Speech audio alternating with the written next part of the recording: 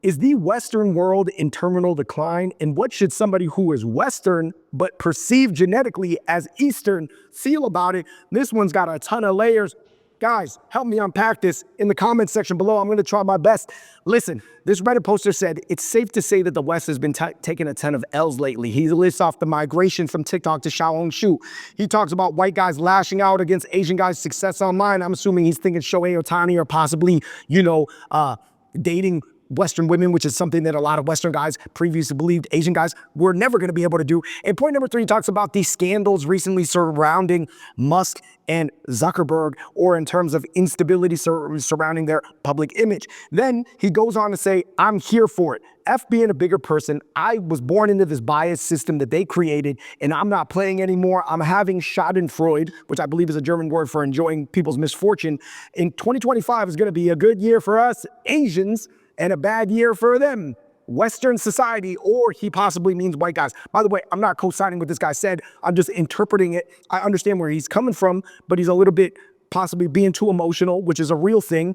But it's like, just to quickly address that, I think that we could be genetically Asian and still feel like a Western person too. Like, what's a Singaporean too? And nowadays it's so like convoluted versus the old days of like nation states just fully representing, et cetera, et cetera. Anyway, let's move on to this next post. Is by a different guy, a little bit more positive. So this guy is celebrating L's by the Western world, but this other post is celebrating wins for Asian males. He's saying, the Squid Game 2, Xiaohongshu, Singles Inferno 4, people realizing the Oxford study wasn't caused by low-quality Asian males, but rather toxic Asian females. So let me just go through the list of the stories, what I think real quick, and then we're going to get into the comments section. A lot to unpack here, guys. Make sure you like, subscribe, turn on your notifications.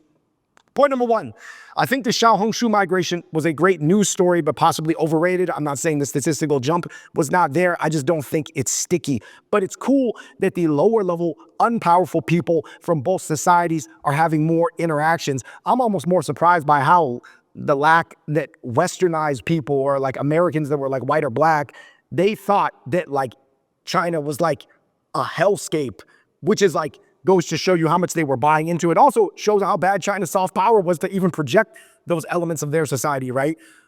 Anyway, moving on to number 2. A lot of guys do lash out on Asian men that are breaking the mold of being a, teeny weeny, small dick, geek dweeb, which is an older stereotype that existed for, I don't even know, like what, 50, 60, 70 years in America? Like, Asian men are short, completely asexual, low testosterone wimps. Like, this is a global stereotype from the West, right? So let's just take a look at whether it's the rumor that Sabrina Carpenter is dating Yoshinobu, or STP Pete celebrating her husband's birthday, or this other girl right here saying that her type is tall, chiseled Asian guys with biceps.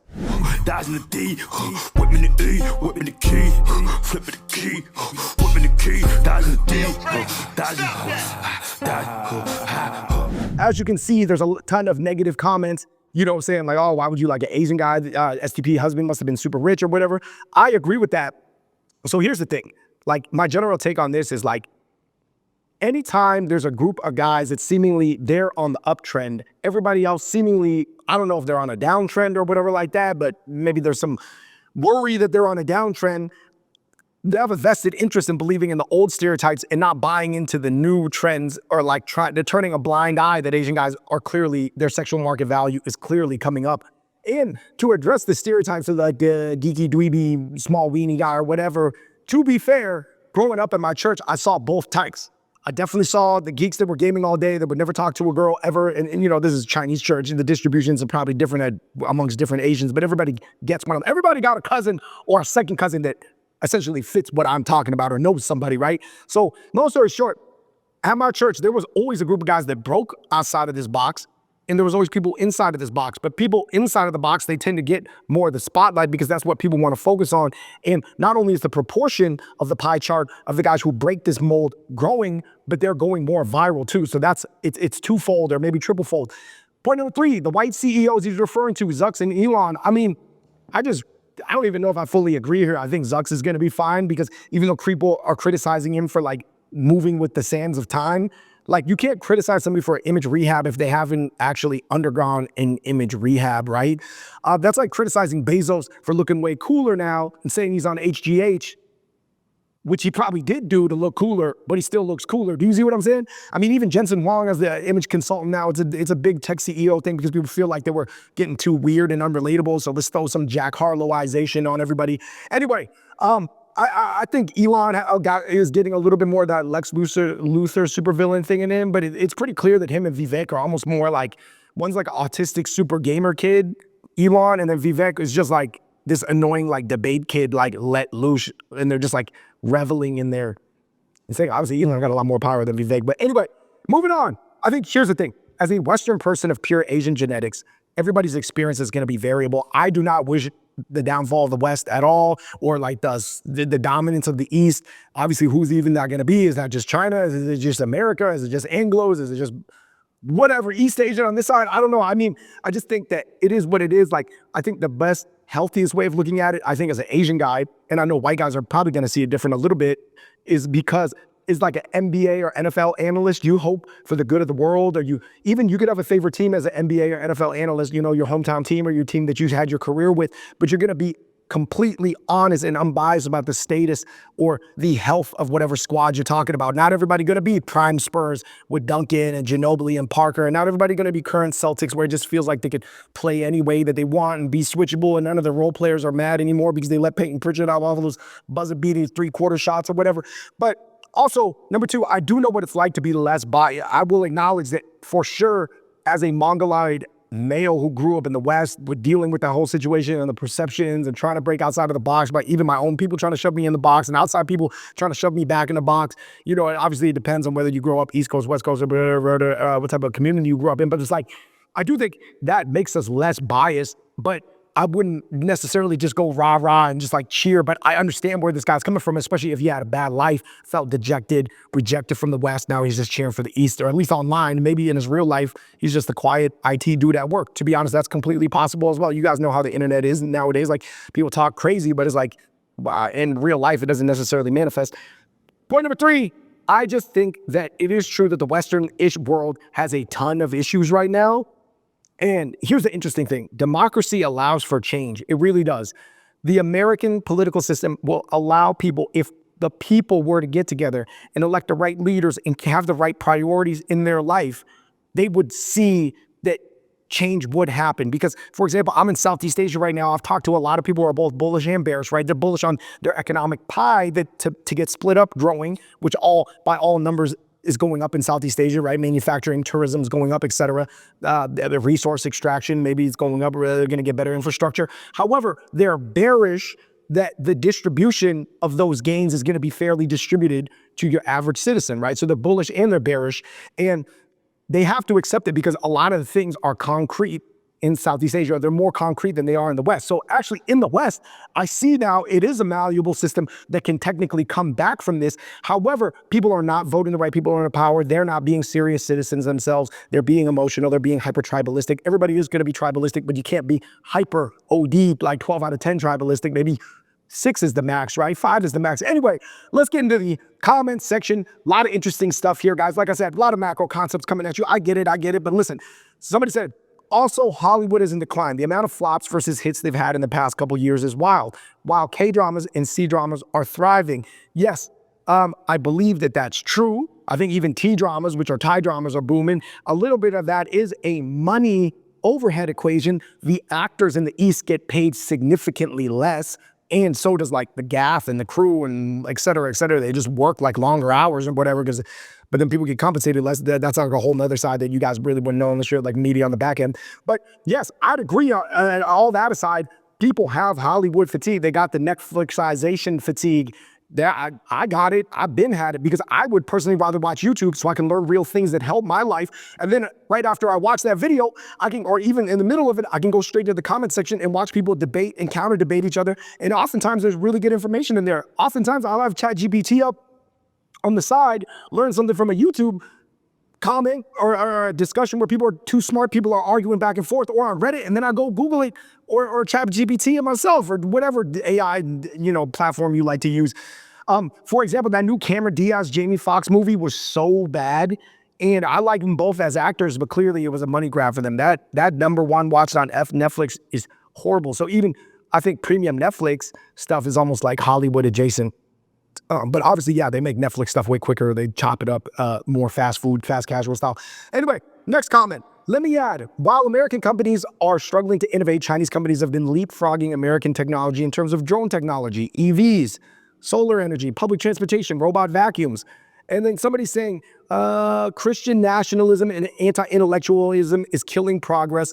And the cope is that China's stealing the technology. The West is in denial that it's possible for other countries to do better. And all we could do is set up walls and terrorists to isolate ourselves from our closest neighbors. Yes. Well, the truth is that two things can be true at the same time. Yes, was China's protection of Western IP their top priority? Hell no. It was near the bottom of their list. But also, does it even matter? Like the West was like bombing countries and importing like all types of people and in horrible situations to get to where they're at. So it's like, listen, guys, in this like superpower war and this civilized age of empires, ages of civilizations, tribes, whatever you want to call it, there's really like, nobody has the moral upper hand. Literally all superpower countries, you got to look at like Bhutan. Bhutan has no power and Bhutan didn't do anything to anybody legitimately. And probably even if you wanted to exaggerate it, there may be some, casteism in there or something. I don't know, who knows. But anyway, moving on. Next comment. Somebody said, it's almost if being center-left wasn't the best interest of Asian men. Never be on the right fully either because of the racism, but the center-left wasn't it. Fake inclusivity while punishing Asian men for being Asian men. This comment is very deep cut. So it's like, if you're coming from another video, guys, you listen, you might, what this comment said might just go over your head. I agree that most Asian men were center-left. And in 2025, they're either center-center or they're center-right. I do think that Asian women are probably staying center-left or maybe even far-left, but really more center-left, or they're either that or they're super far-right with possibly their white partner too. So their swing is like even larger because I don't really see that many Asian guys on the far right. I see a lot of Asian guys migrating to the center-right though. Anyway, guys, yes. Like in terms of political identity, man, like listen, sometimes, like I said earlier, like when it came to American nationalism and like rah-rah for this idea of like a Anglo-Saxon civilization or something like that, are we part of it? Are we not a part of it? Yes, we are because we're contributing members, we pay taxes, we speak English, or we're not because just genetically people don't view us as part of it, or the leadership of this, the Anglo-Saxons don't view us as a part of it. Yes and no. I mean, I think you could argue in circles for hours and everybody would make valid points. But yeah, people are gonna be like signing up for a political side that benefits their individual life better more than like rather what is like right in the eyes of these like gods of in the clouds or something like that. Is there an Asian god? Is there Eastern god, a Western god? Listen, guys, different people view it very differently. Somebody said, why isn't this post on Asian identity? This doesn't make me feel more masculine. So there was an argue over like what is even able to be postable on Asian masculinity, because Asian identity has always been more of these like macro swaths of like narratives, like the West is declining, the East is rising, which is a hyper vague. It's actually true at the most zoomed out bird's eye level, but your own individual exposure within these oceans is like so different, just because like, let's say the Pacific Ocean is doing better than the Atlantic Ocean, it doesn't mean that you're not a fish that's getting like decimated within the Pacific, right? Like once we get to a more granular individual level, it's completely different. But the truth is this, like, in terms of like, should you just focus on yourself and get rich and then like get good looking and then have a good life? Or should you like worry about these like macro changes in the gravitational pull from the moon or whatever like that, which are real, but it's like, why even think about that, right? I think that's like the argument between being a giant gym protein bro versus a calisthenics yoga vegan. And the true moderate answer is being a functional kettlebell training with like an 80-20 ancestral diet or keto diet, but like 80-20, because you get 20% to be loose on holidays or whatever, because we still trying to live a life. So do you see what I'm saying? Like it's almost like everybody's always arguing between, am I the calisthenics yoga vegan? Am I the gym bro that's like taking protein and like TRT? Like, dude, there's a middle one. Who knows? There's a lot of shades in between these two. Like, there's a lot of shades in between on the color wheel, but most people are only familiar with the inverse colors, right? Somebody's saying people need to realize in America that their democracy was an oligarchy all along. Yes, I do think that that's not fully true, but it's more true than people think. America was more oligarchical than people ever thought it was. Even if you go back to the original creation story, it wasn't just necessarily a bunch of pilgrims that were prosecuted for being Protestant. That was definitely a large pie slice, but it wasn't the only pie slice. There was a lot of people who just wanted to escape taxation. Boston Tea Party, 2% tax, et cetera, et cetera, et cetera. Like, a lot more stuff was a lot more about elites protecting their wealth and having like their own game map that they were the king of. You know what I mean? Rather than like, it wasn't just all about Catholics versus Protestants, all right, et cetera, et cetera. Whatever we were taught in public school, there was way more layers that we were not taught in public school, right? Just like when we were learning about a lot of stuff in public school, and I think people are waking up to that fact, right? Somebody said, what do you guys mean? Our lives are actually going to get worse since Trump is bad for minorities. Dude, yes and no. Like I said, it goes back to like, what teams do we assign ourselves to? And there's always going to be at least a little kernel of truth.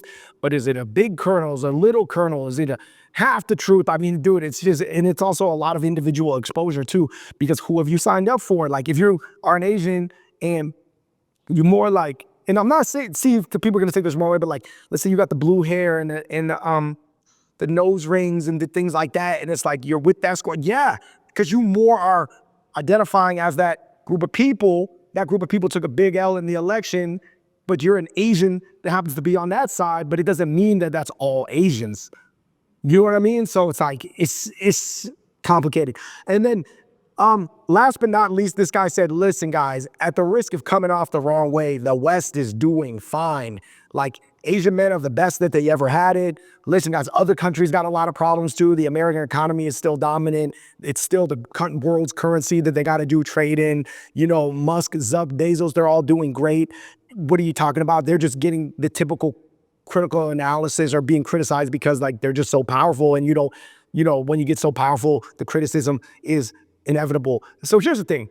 If you listen to these guys, and to be fair, they're very pro-Western, Tony Robbins, Peter Zahan, they all have said similar things. I have Asians that work up high in hedge funds management, private equity. They have said similar things with different details. Here's the truth. Every major economy in the world has issues. They got pros and cons. They got advantages. Maybe they double down on the advantages. They try to mitigate the downside. Everything in life, every scheme, everything has always had pros and cons. So China's economic growth is in trouble. You know, they got the one-child policy thing is backfiring. South Korea's got major political instability on their executive branch. Japan's got the Gudetama Hikikomori thing going on. Who can really withstand their issues? And I think the reality is, in the West, the real truth is that the West is still strong. But if you are only middle class and you were just trying to cruise in the middle class and you weren't like upward thinking, like trying to become upper middle class, maybe upper middle class trying to become rich, and you weren't super locked in and you're just still like watching TV and shows and you're like, oh, I just wanted to get a job and then whatever salary the job pays me, I have automatic 401k, blah, blah, blah, blah, blah, matching. And then you're just like not increasing your knowledge base upward, but trying to keep your knowledge base flat relatively, but keep your enjoyment up. Life is going to get harder. So I think the American game is going to get more complex, but there's also going to be more complex ways to get the better toolkit to attack life. So the truth is yes and no. Like, I think any society is becoming more complicated. So it's like basically like this. Let's say you were a car that was driving on a flat road. You still need energy to propel yourself forward. But the second the incline gets really steep of a society, you got to push even harder because even when you are in neutral, you're sliding back, right? So I think that if we look at it in terms of the physics being that way, basically the arc of America, just the gradient got a little bit steeper. And that's why people say America's falling apart, but that's mostly people in the lower quartile or the lower third in terms of socioeconomic status, because it is in that lower third or lower quartile significantly I guess if you want to say declining, it's declining at a faster rate than it is at the top end, right? Because the top end is just getting AI and things and building AI agents and stuff to make their life easier. So that's the truth, is that becoming experiences as a whole country are becoming more disparate. Anyway, listen guys, bottom line, end of the day, I empathize with this poster, but I don't agree.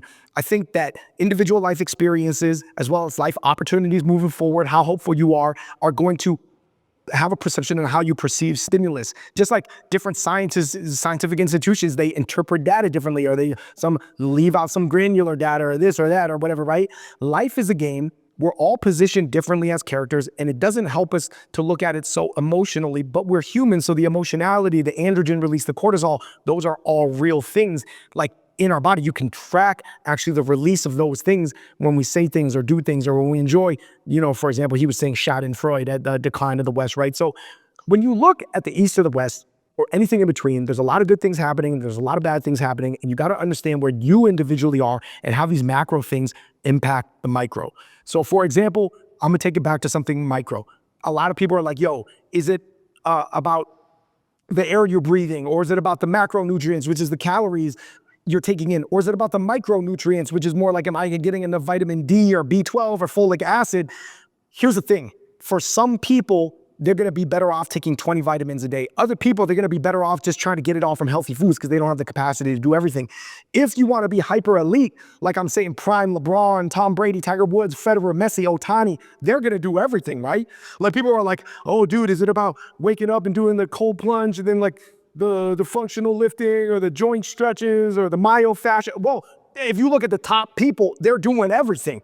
But I get it. Not everybody has the capacity or the brain space or the time space, or they have all these other commitments in their lives. So you got to figure out what is like your 80-20.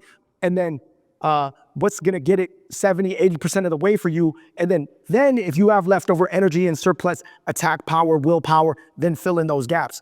And so basically all this to say, is very, very individualized, but it does seem like the West is getting a little shaky right now, but it could bounce back from it. Whereas the East, whatever happens is a little bit more frozen, but your individual positioning within either of these worlds is going to shift greatly on what you do with your life and your stats. How tall you are, how likable you are, do you have connections? Can you leverage this connection and other connections? Do you know how to leverage cash flows or money or assets, et cetera, et cetera? Do you know what's an asset? Do you know what is a liability? If you just sit up and you watch brain rot content at night while eating chips, I don't care if you living in whatever society, that's gonna be terrible. Like you looked at Wall-E, that movie from Pixar, they were doing that stuff in space. You know what I mean? Like that's a crazy, that sounds like so trivial for me to bring that up, but that's true. It didn't even matter whether they're the East or the West. Do you see what I'm saying? That wasn't a productive behavior. Anyway, guys, let me know what you think in the comment section below. I talked about a lot of stuff right there, right now. I think that it's safe to say that these things are real. Like we're not imagining the rise and the fall of empires, but it's really about where you fit into the sands of time or the tides of the ocean. And until next time, live from Bangkok, man. Hop out, boys. I'm out. Peace.